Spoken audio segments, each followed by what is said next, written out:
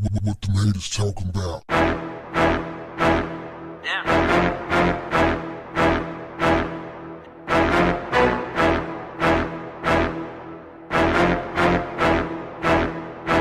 What's up, family?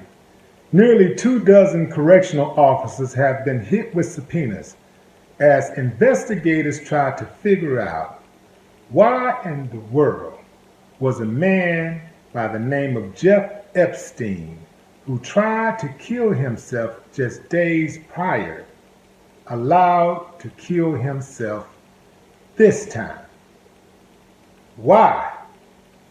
Why did Jeff Epstein end up committing suicide if at least 8 of those correctional officers had been warned, had been instructed to not leave him alone for more than 30 minutes at a time? They were supposed to check on him every 30 minutes. This is a guy who's under suicide watch. When you are under suicide watch, it is very difficult to kill yourself because they make sure there's nothing in the room that you can use to kill yourself. I mean, they go through that room with a fine-tooth comb. Now, here's the interesting part. Besides the fact that what I just told you, that the correctional officers somehow allowed him to kill himself while he's under suicide watch, right? The officers have all retained lawyers. They are not cooperating with federal authorities at all. These guys worked at the Manhattan Metropolitan Correctional Facility, where Epstein was under suicide watch after being convicted on several charges of pedophilia. Playing with them kids. Now, to all my bright people out there, you already know what it is. This ain't difficult to figure out at all. If they have nothing to hide, why aren't they cooperating?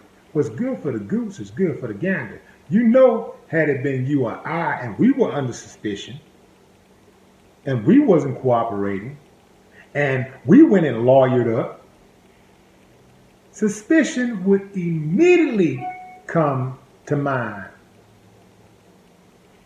It would be so pervasive. Everybody would be like, yeah, man, he did it. Why, he got in the house, why he not talking? He did it. And I'm not saying it's a wise thing to talk just because you have nothing to hide. I'm not saying that.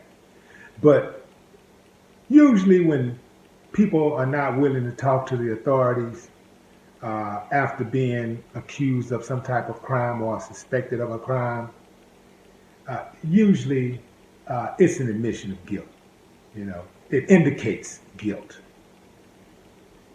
But having said that, I wouldn't talk to the police under any circumstance without a lawyer. You know, if I suspect at all, they suspect that I'm some type of criminal or I'm suspected of some type of crime, no, I wouldn't talk to them. Even if I know for 100% that I am in the right, because like they say, anything you say can and will be used against you. But these are members of law enforcement. These are correctional officers. And their buddies who always look out for them want to interview them. Normally they talk, right? But this time they don't want to talk. Come on, y'all. Let's put our heads together. One of the twin powers activate. Y'all know what it is, man. We ain't got a front. You know what it is. Jeff Epstein did not voluntarily kill himself.